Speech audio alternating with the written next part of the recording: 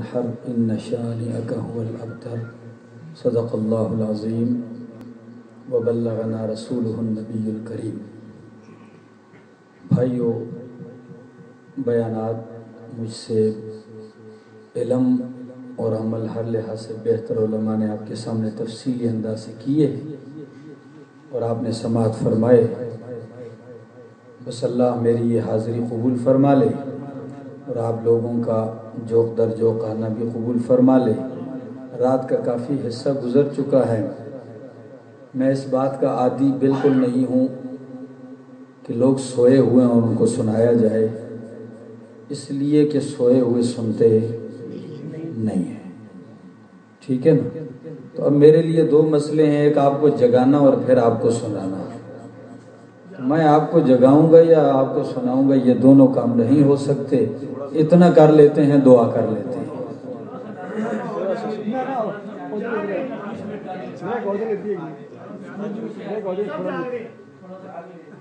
جی پھر اگر آپ لوگ جاگتے ہیں واقعی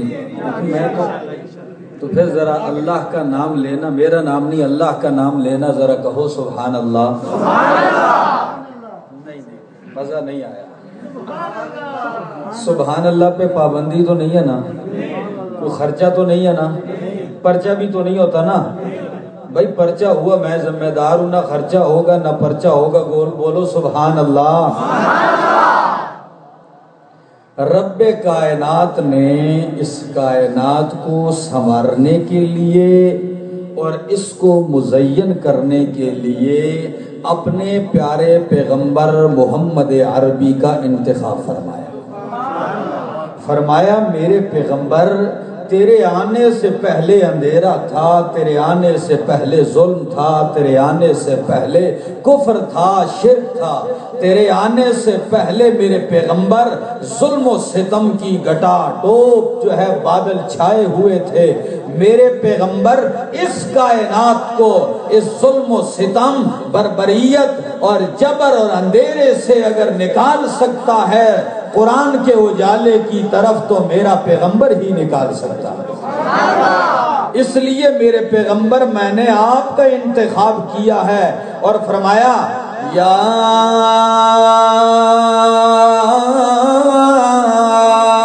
ایھا المدثر یا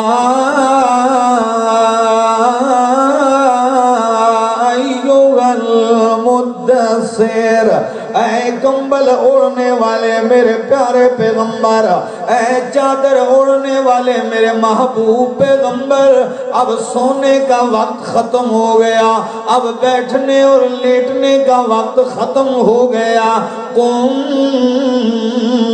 فانذر، میرے پیغمبر اٹھ اور سارے عالم کے انسانوں کو میری توحید کا جام پلا۔ اٹھ میرے پیغمبر، ڈرانا شروع کر دے لوگوں کو، اور اسی کی طرف اشارہ کرتے ہوئے فرمایا اِنَّا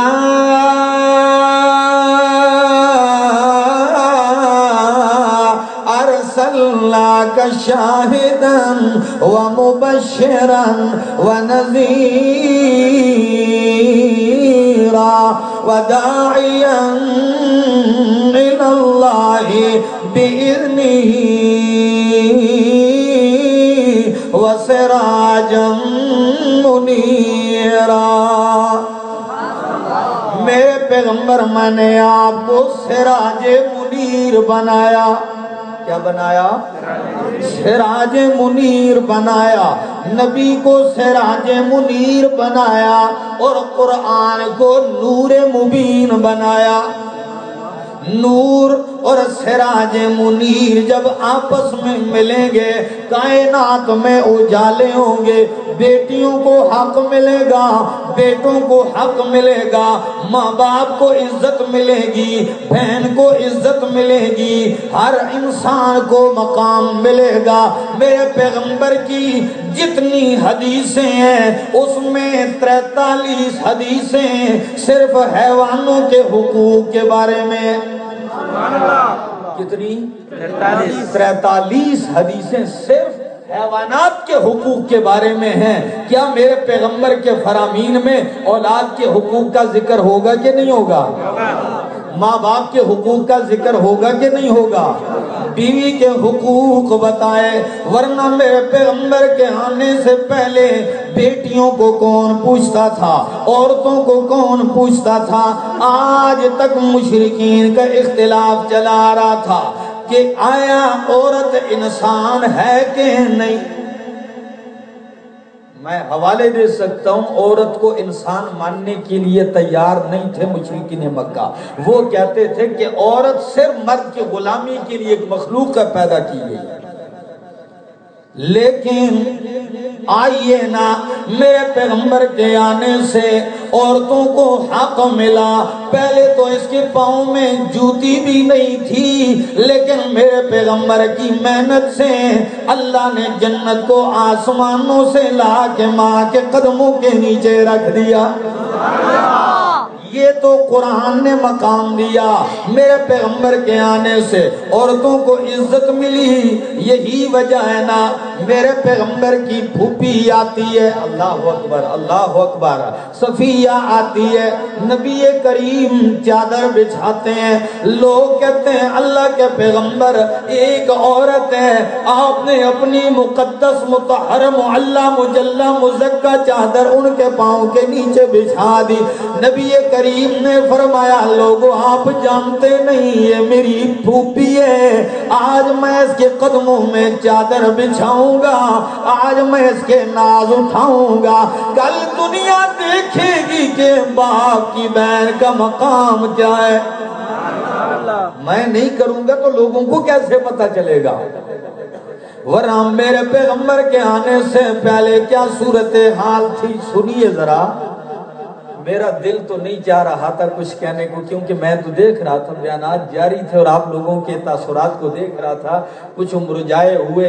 میری تو عادت ہے زندہ لوگوں سے بات کرنے کی. زندہ لوگ، اور زندہ لوگ وہ ہوتے ہیں جو ان کے چہرے سے ان کے آثار نمایاں ہوتے ہیں. اس لیے کہ یہ دین ایسی چیز نہیں ہے کہ بندہ زبردستی کسی کو سنائے.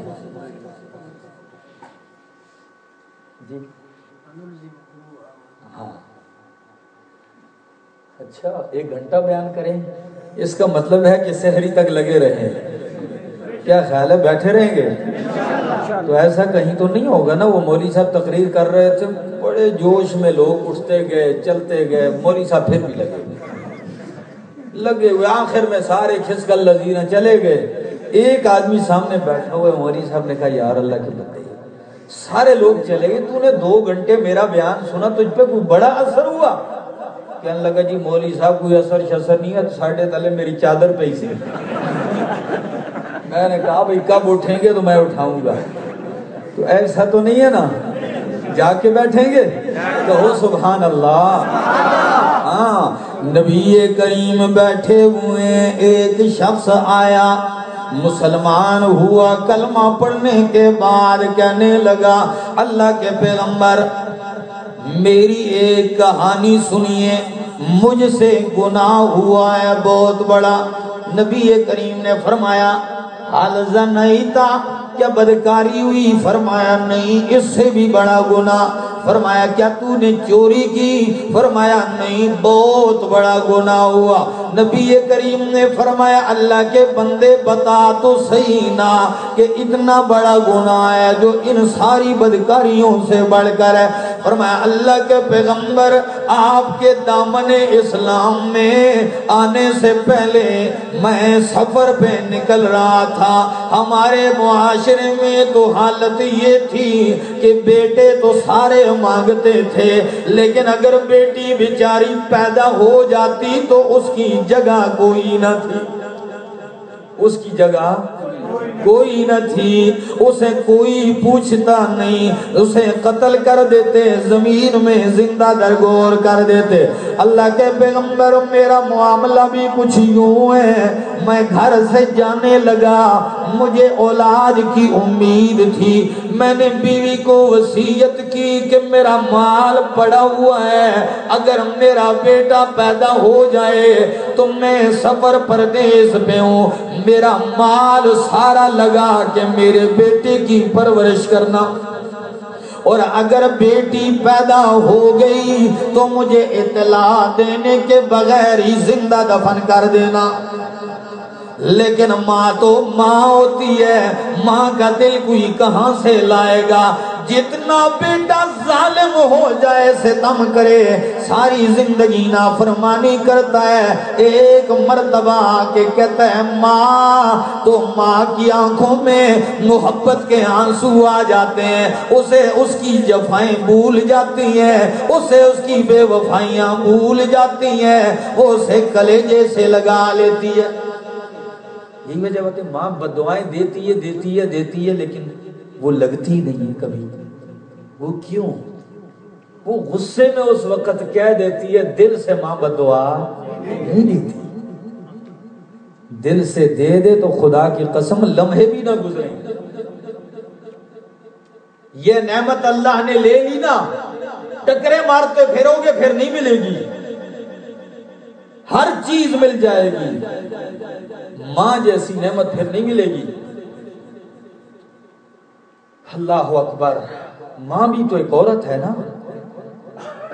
وصیت کرنے کے بعد کہتے ہیں چلا گیا، کئی سالوں کے بعد جب گھر آیا تو میں دیکھتا ہوں میرے گھر میں نہ بچی ہے نہ بچہ ہے، میں سمجھ گیا کہ ہو سکتا ہے بیٹی پیدا ہوئی ہو اور بیوی نے مار دی ہو۔ دیکھتا ہوں روزانہ میرے سین میں ایک لڑکی کھیلنے کے لیے آتی ہے اور سارا دن میرے گھر میں کھیلتی ہے، شام سے پہلے چلی جاتی ہے۔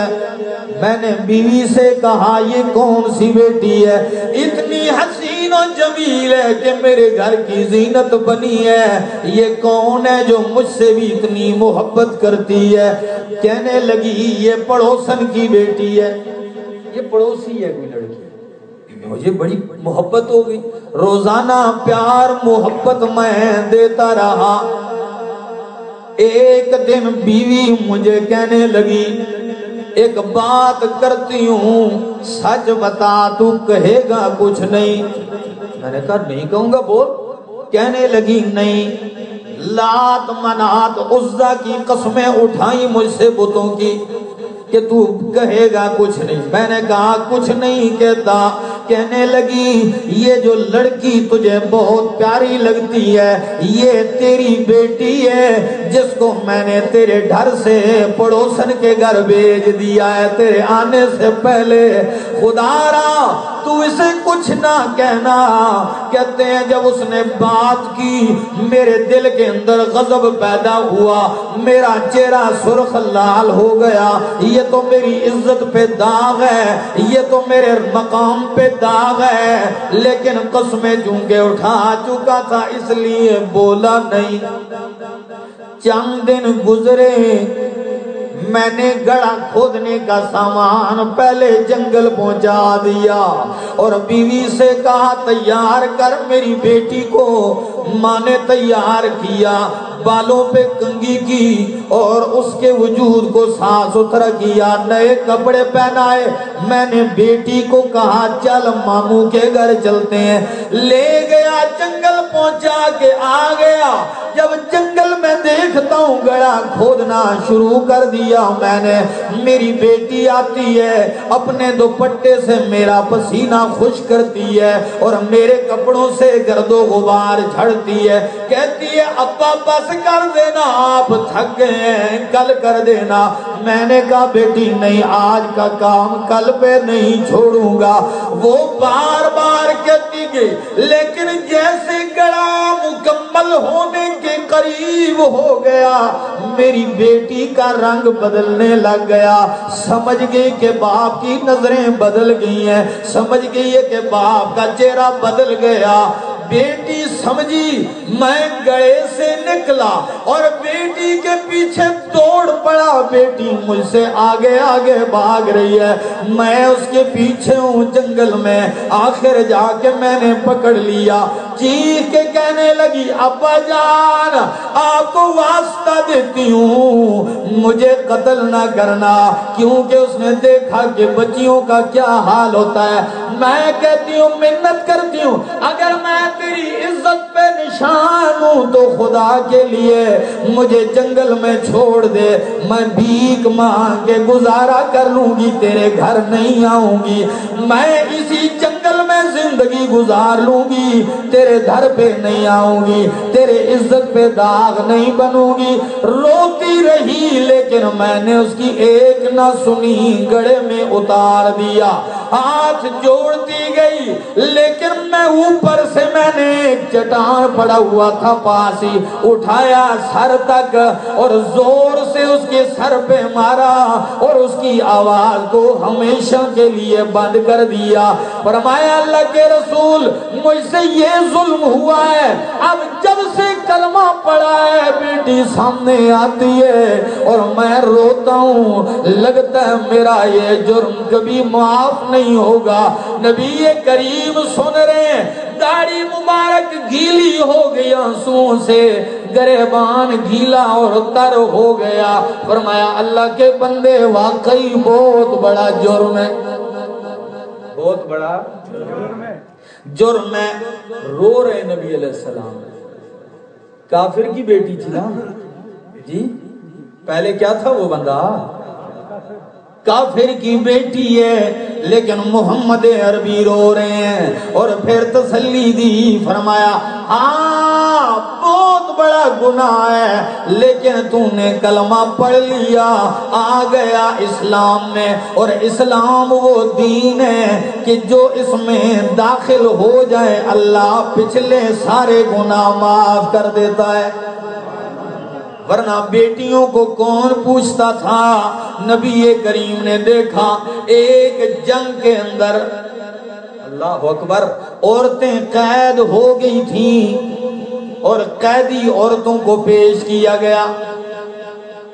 ان میں ایک عورت تھی, ایک لڑکی جو مشہور سخی حاتم طائی کی بیٹی تھی.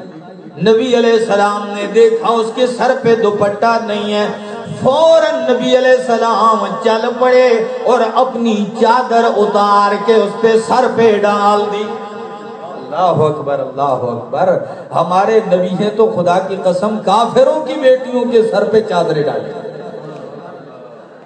آج کی عورت, افسوس آتا ہے مجھے اپنی ماں اور بہنوں پر کہ آج ان کی خوشی اور غمی میں ہر چیز ان کو یاد رہتی ہے, میرے نبی کا طریقہ بھول جاتی ہے. خوشی کا دن آتا ہے کہتے ہیں جی کدے کدے دہاڑا آتا ہے, یہ دن تو کبھی کبھی آتے ہیں, پھر جو رہی گئی کسر ہوتی ہے وہ ساری نکال دیتی ہے. کبھی خیال کیا ہے اس عورت نے کہ بیٹی کی شادی ہوتی ہے, کیا پتہ نہیں کیا عجیب تماشے ہوتے ہیں, کیا سے کیا رسومات ہوتے ہیں. یہاں ایک علاقہ ہے وہاں شادی ہوتی ہے تو عجیب رواج ہوتا ہے کہ دلہن کو اتنی بڑی جو ہے وہ تھالی میں چاول دیے جاتے ہیں اور وہ مٹھی بھر بھر کے چاول پھینکتے ہیں عورتوں کی جرمٹ میں. میں نے کہا یہ کیا ہوتا ہے؟ کہتے ہیں جی یہ نیک فعل ہے. کہا یہ نیک فعل ہے, چاول اٹھا اٹھا کے پھینک رہی ہے. کہتے ہیں جی یہ اشارہ ہوتا ہے کہ روزی میں برکت ہو گیا. اللہ اکبر, یہ حال ہے. مجھ سے پہلے مولانا صاحب نے تو بڑے عجیب انداز سے کہا کہ اللہ نے نہیں دیا تو اپنے پیغمبروں کو 70 سال کی عمر تک بیٹے نہیں دیے. اس سے کوئی پوچھنے والا ہے؟ دینے پہ آئے تو نواز دے, نہ دینے پہ آئے تو کسی کو نہ دے. کون ہے پوچھنے والا؟ اس سے بے نیاز ہے.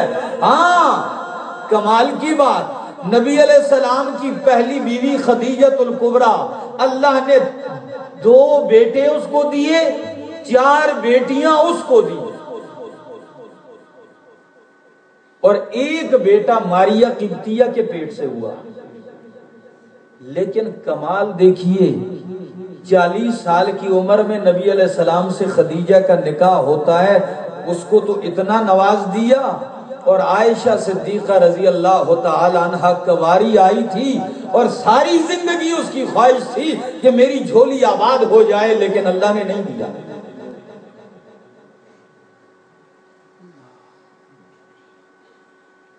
سینکڑوں دنیا ہے، نہیں دیا۔ وہ بے نیاز ہے میرے عزیزو، وہ لے لے تو کوئی اس سے نہیں پوچھتا۔ لیکن یہ بھی اشارہ ملتا ہے نا، وہ انبیاء تھے، صحابہ تھے، رب نے دیا تب بھی شکر، نہیں دیا تب بھی، لیکن ہمیں دے دے تو ہم گھمنڈ میں ہوتے ہیں، ناز نخرے اور غرور میں ہوتے ہیں، نہ دے تو کیا ہوتا ہے، تعویذ گروں کے پیچھے جاتے ہیں۔ اے تے دے دے جی، کوئی دیوے نہ دیوے تعویذ گر تے دے دے۔ کمال ہے یا خدا کی قسم، گلی گلی میں بیٹھا ہے، بیٹے دے رہا ہے، بیٹیاں دے رہا ہے، کاروبار میں برکتیں دے رہا ہے۔ دکانداروں کو دیکھو، تعویذ لٹکایا ہوا ہے جی، کیوں؟ وہ جی ہے جو تعویذ مولوی صاحب لکھا ہے نا، گاہک سارے توڑ دوڑ دے آسمان، تو دوسرا بھی تو پاگل نہیں، اس نے 3 لٹکائے ہوئے ہیں۔ اب ادھر جائیں، اب تعویذوں کا مقابلہ ہے، ایک کا تعویذ گاہک کو ادھر کھینچتا ہے، دوسرے کا تعویذ، ہاں، دکانداروں کا مقابلہ، تعویذوں کا مقابلہ اور تعویذ گروں کا مقابلہ۔ ہم نے تو یہ دین کا حشر کیا ہے۔ مرغی دیکھو، کوئی مکلف نہیں ہے، لیکن سینکڑوں درجنوں چوزے ہو جاتے ہیں۔ کبھی مرغے اور مرغی کو دیکھا ہے کٹ کٹ کٹ کٹ جی تعویذ گھر پیچھے جا رہے ہیں، چوزے نہیں ہوتے، بولو اسے کون دیتا ہے؟ افسوس ہے میرے بھائیوں، ہمیں دے دے تو نخرے اور گمنڈ میں نہ ہو تو اس کا در چھوڑ کے اوروں کے در پہ جاتے ہیں۔ اور سنیے، کبھی آپ نے دیکھا ہے گلی کوچوں میں جب مانگنے والے آتے ہیں کتا بھونکتا ہے؟ بھونکتا ہے کہ نہیں بھونکتا؟ کسی کو نہیں بھونکتا، مانگنے والے کو اسے نہیں معاف کرتا۔ کیوں؟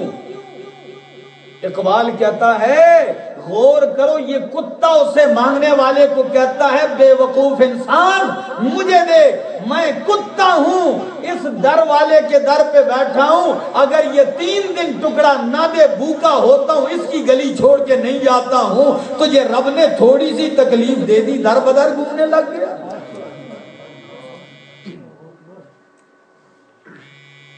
میں آپ سے ایک درخواست کروں گا، آپ کے اس حسین ماتھے کو کس نے پیدا کیا؟ جو اللہ کو مانتے ہیں وہ بولیں، کس نے پیدا کیا؟ پھر مرتے مر جاؤ، یہ پیشانی کسی اور کے آگے جھکانا نہیں۔ وعدہ کرو اللہ، جب تیرے سامنے رکھ دی، اب یہ کٹ تو سکتی ہے، کہیں اور جھک نہیں سکتی۔ ہاں، دینے والا میرا رب ہے، وہ دے تو کوئی پوچھ نہیں سکتا، نہ دے تو تب بھی کوئی پوچھ نہیں سکتا۔